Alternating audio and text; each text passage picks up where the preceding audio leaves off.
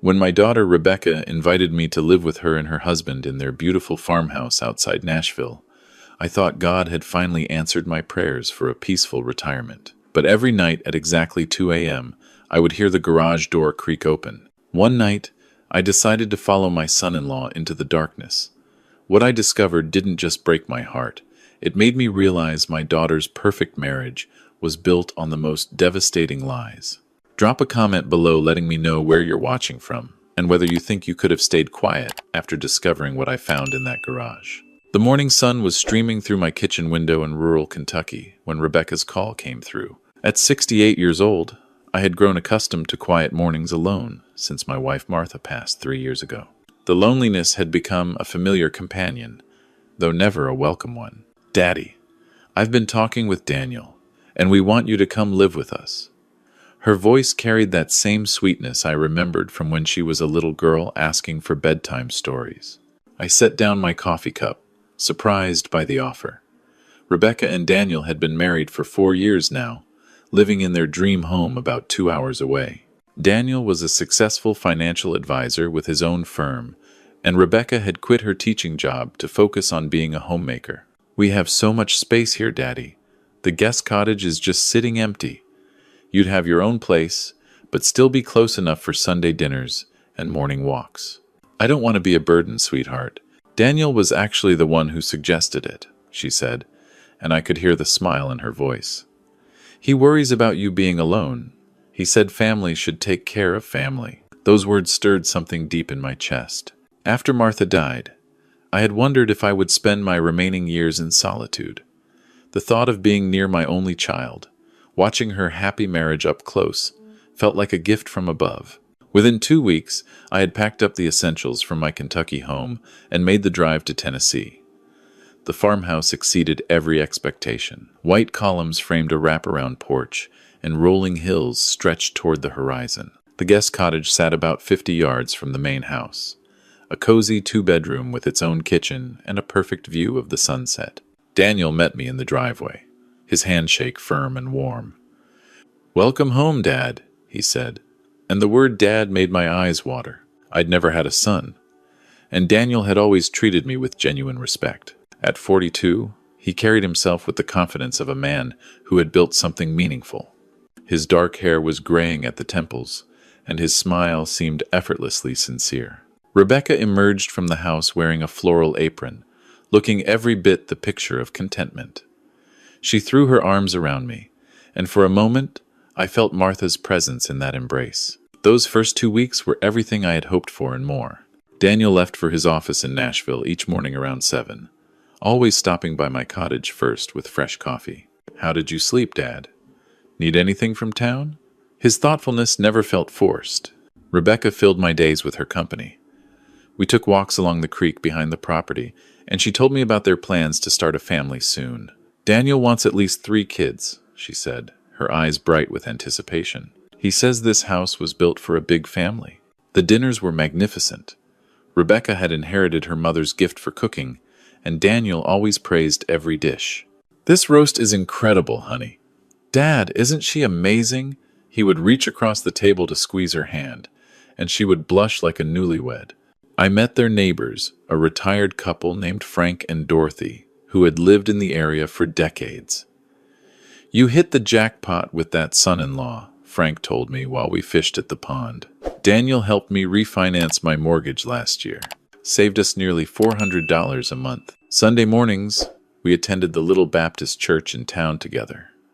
Daniel sang hymns with genuine enthusiasm, and afterward, he shook hands with everyone like a politician running for office.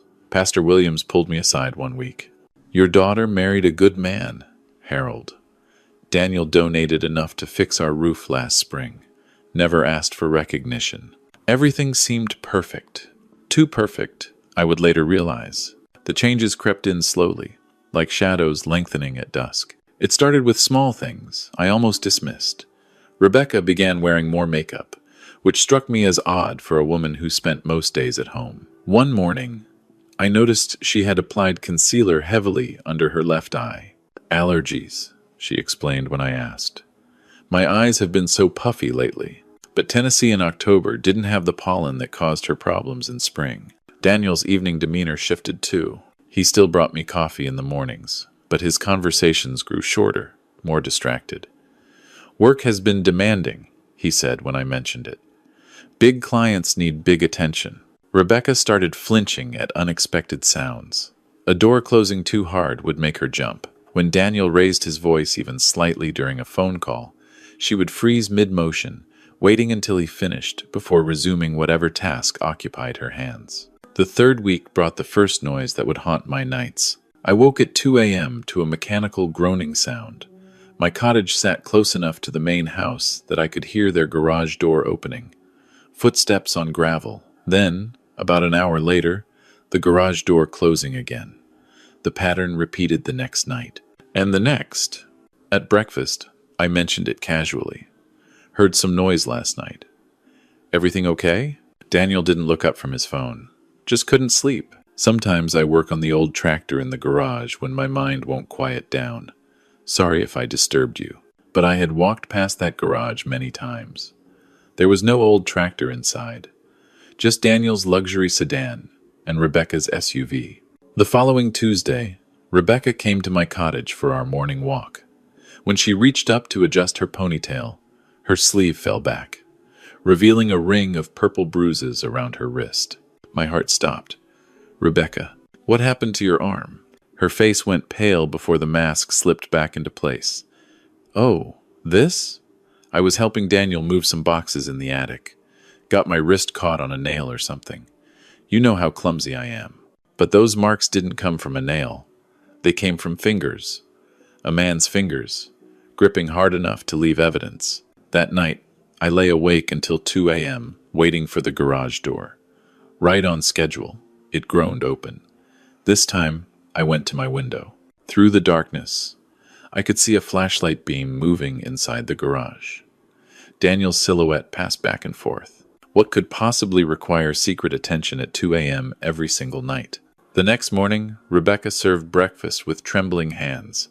When she poured Daniel's orange juice, some spilled on the tablecloth. "For God's sake, Rebecca," Daniel's voice was ice. "Can you do anything right?" The words hit her like a physical blow. She flinched, mumbled an apology, and retreated to the kitchen.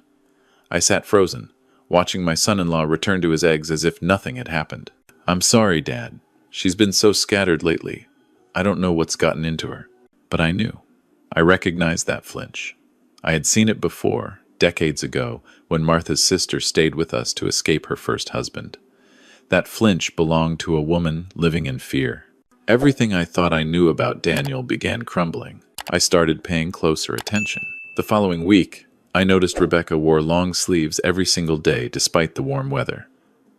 She stopped suggesting walks and began making excuses to stay inside. Daniel called her multiple times each day, and she always answered immediately, her voice shifting to a higher, more anxious pitch. "Yes, honey. Of course. I'll have it ready. No, I won't forget." When she hung up, her hands would shake for several minutes. I tried approaching her directly. "Sweetheart, you know you can tell me anything. If something's wrong, I want to help." Her eyes filled with tears, but she blinked them away. "Everything's fine, Daddy. Daniel just works so hard, and I want to make him happy. That's what wives do." The resignation in her voice broke something inside me. This was not the confident daughter I had raised. This was a woman who had been systematically diminished until she believed she deserved mistreatment. That Friday night, Daniel announced he had a business dinner in Nashville and wouldn't be home until late. Rebecca's entire body relaxed the moment his car disappeared down the driveway. "Daddy, would you like to watch a movie with me?" Her voice sounded almost cheerful for the first time in weeks. We sat together in the living room, and slowly, the real Rebecca emerged. She laughed at the comedy we chose.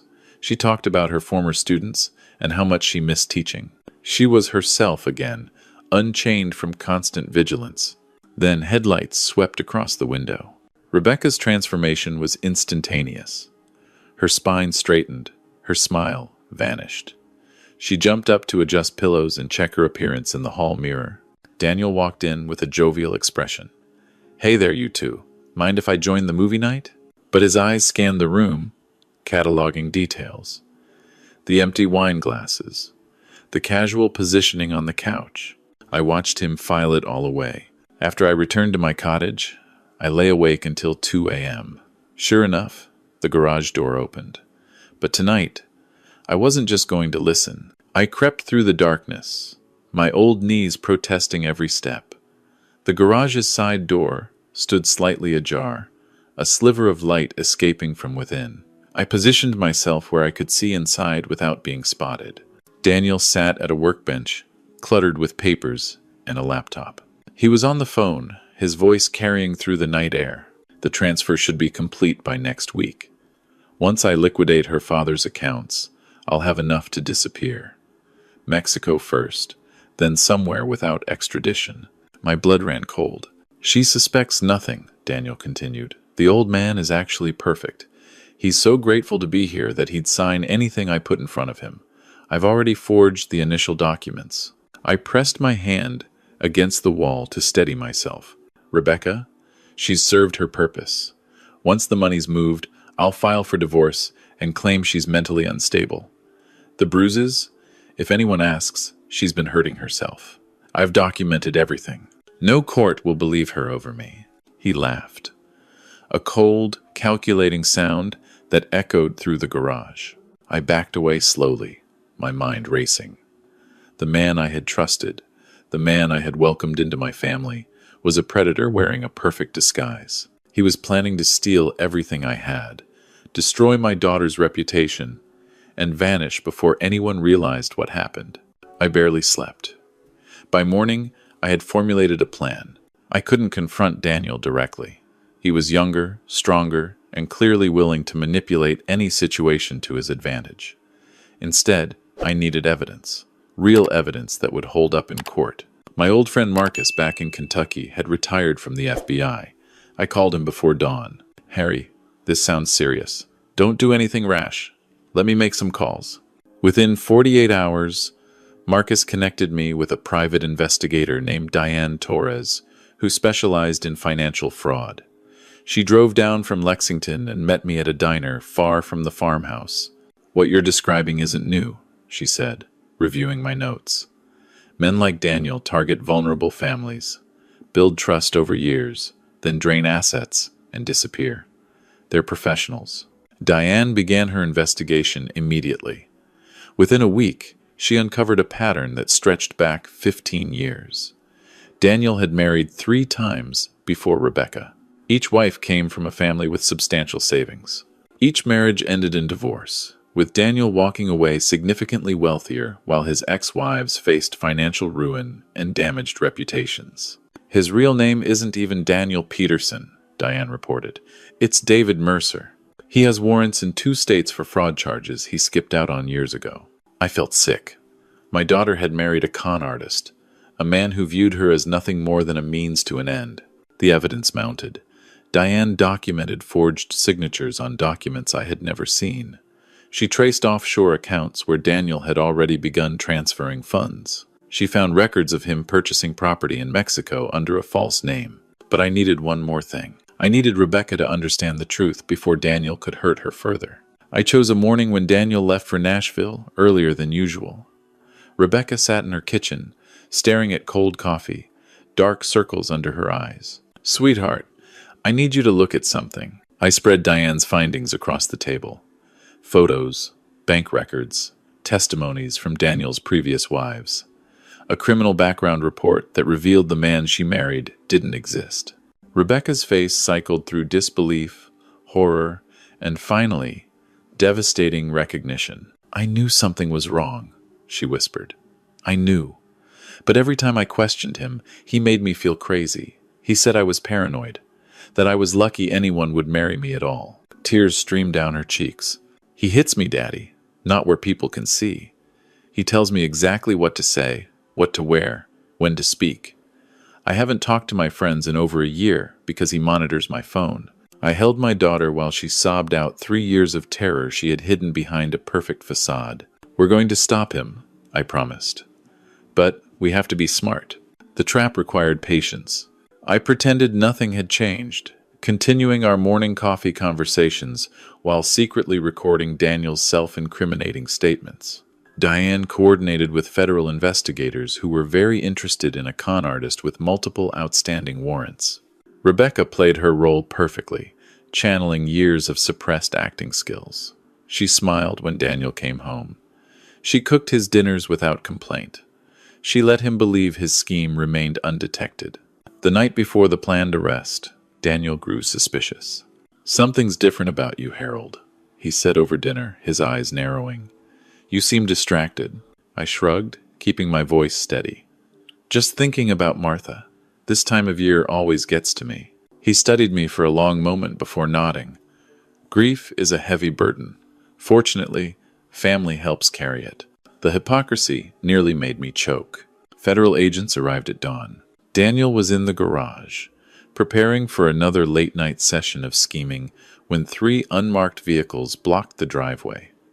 He tried to run, but there was nowhere to go. "David Mercer," the lead agent announced, "you're under arrest for wire fraud, identity theft, and interstate flight to avoid prosecution." Daniel's perfect composure shattered. He screamed threats, demanded lawyers, insisted this was all a misunderstanding. But Diane's evidence was overwhelming, and his previous victims had already provided testimony. As they led him to the car in handcuffs, he locked eyes with me. "You did this, you interfering old fool. I should have gotten rid of you the moment you arrived." The agent pushed his head down into the back seat. The man I had trusted as a son was gone. Recovery was slow but steady. Rebecca filed for divorce immediately, citing fraud and abuse. Daniel's real identity meant the marriage could be annulled entirely, erasing him from her legal history. The money he had stolen was frozen and eventually recovered through court proceedings. We sold the farmhouse. Rebecca moved back to Kentucky, buying a small home just 2 miles from my place. She started teaching again, rediscovering the confidence her abuser had stolen. Family therapy helped us both process the trauma. Dr. Harrison, our counselor, called me an accidental hero. "You trusted your instincts when everything seemed perfect," she said. "Most people ignore the warning signs because they want to believe in the illusion." Rebecca's healing inspired her to volunteer at a domestic violence shelter. She shared her story with other women, helping them recognize the patterns of manipulation that had trapped her for years. "Daddy," she told me one evening over dinner, "I spent so long blaming myself. Daniel made me believe I was worthless, that no one else would ever want me. But watching you fight for me reminded me what real love looks like." I reached across the table and squeezed her hand. "Your mother would be so proud of you." This past Thanksgiving, we gathered around my kitchen table. Just me, Rebecca, and her new boyfriend Thomas, a gentle man who teaches history at the local high school. He treats her with kindness and respect, and more importantly, she no longer flinches when someone enters a room. Before we ate, Thomas asked if he could say grace. "Lord, thank you for this food and this family. Thank you for second chances and for the wisdom that comes with experience. Help us always recognize truth, even when lies wear convincing disguises." As I looked around that table, I felt Martha's presence more strongly than I had in years. She had always believed in protecting family above all else. When I think about what could have happened, the path terrifies me. If I had ignored those 2 a.m. sounds, if I had accepted Daniel's explanations, if I had trusted appearances over instincts. God blessed me with 68 years of experience for a reason. Every difficult moment in my life had prepared me to recognize danger when it crept into my daughter's home, wearing an expensive suit and a charming smile. The lesson I carry from this experience is simple but vital. Evil doesn't announce itself with fanfare and warning signs. It arrives dressed as kindness, patience, and concern. It builds trust before betraying it, and it counts on good people being too polite to question what seems too good to be true. If something feels wrong in your family, investigate. If someone you love seems diminished by their partner, pay attention.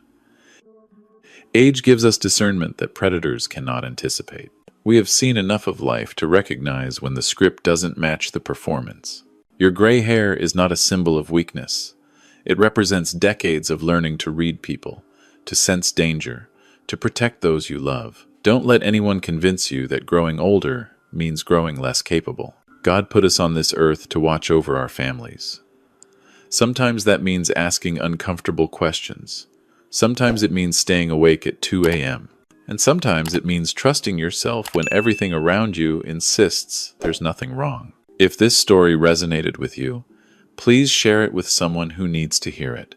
Leave a comment about your own experiences. Your words might give another family the courage to look closer at a situation that seems perfect but hides something darker. And don't forget to subscribe to Silver Vengeance for more true stories that remind us why experience is our greatest weapon against those who would harm the people we love.